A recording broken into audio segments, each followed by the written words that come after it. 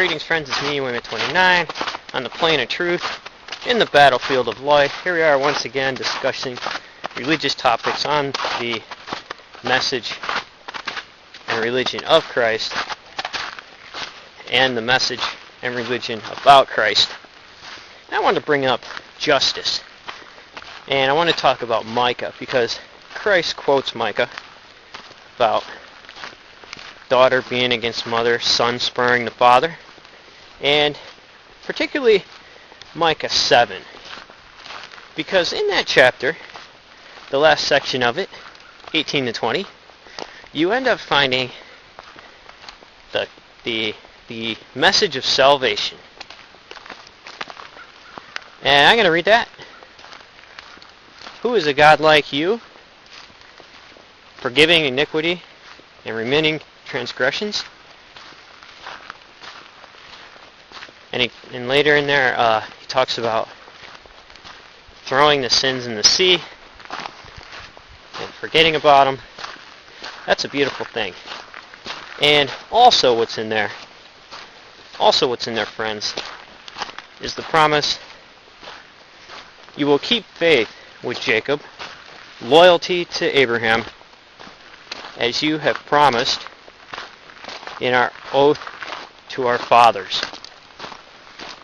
And that's beautiful, because, friends, unfortunately, what the religion about Jesus is saying, there was something new going on, and maybe there wasn't. God doesn't make an oath and then back out on it to a people. The gods don't do that. People do. And what's amazing is you find the same issues happening in the wrangling of the Bhagavad-Gita when Krishna pulls Arjuna's chariot in the middle of the battle, and he sees fathers and sons and grandfathers and people on both sides who are there for the fight. And here in Micah 5 to 6, chapter 7, 5 to 6, it says, trust no man. And Jesus uses this prophecy. Son will spur father, daughter-in-law will rise up against mother-in-law, and your enemies will be in your own house. That says a lot, people, and you can use that metaphorically for anybody who you want to throw in, but just think about it.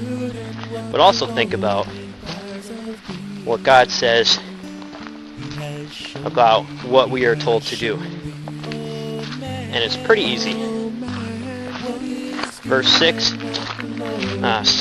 chapter 6, it says, He has told you, O man, what is good, and what the Lord requires of you, only to love justice, only to do justice, and to love mercy or goodness, and to walk modestly with your God.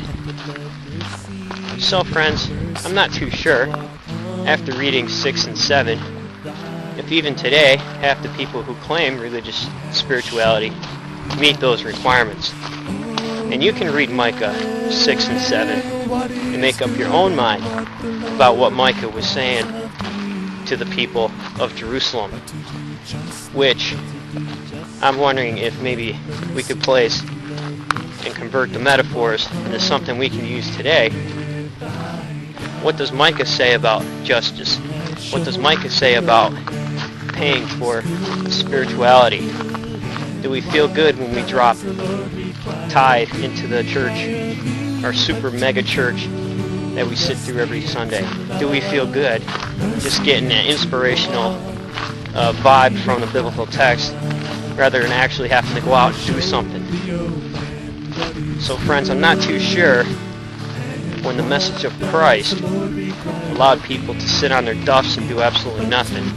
And I'm not sure at what point the message of the prophets in the Tanakh said that either. And what's amazing, friends, it seems to me that Micah 6 and 7 is talking directly to those kinds of people. Those kinds of people who say everything's going to be okay, and the persecute people who come out and speak out against such injustice. So, friends, remember, the love the Lord your God with all your heart, and your neighbor as yourself. And if everybody's thinking alike, then somebody isn't thinking. But to do justly and to love mercy and to walk